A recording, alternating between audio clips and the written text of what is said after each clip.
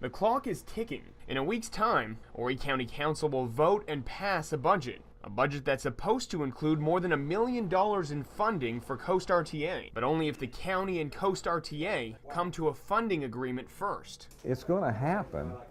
I don't think there's any question about that. I don't think anybody at county council wants to see Coast RTA go away, and I just think it's a question of the oversight. That's simply it.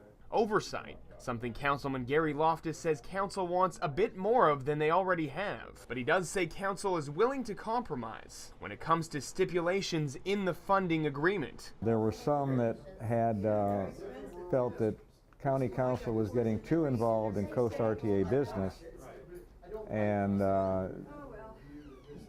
to some extent they were probably correct, and we need to kind of modify and maybe soften that a bit. Coast RTA board members hope they do. They met Tuesday in a special meeting to address funding. One of the issues brought up, a clause that says the county would have the right to review Coast RTA's invoices before making scheduled payments. Coast RTA and the county have less than a week before county passes their budget. So we asked Coast RTA's interim general manager, Julian Norton, what happens if an agreement isn't made by the deadline? I am concerned with the timeline, but I feel that even though the timeline is strict, that we will be able to come to an agreement.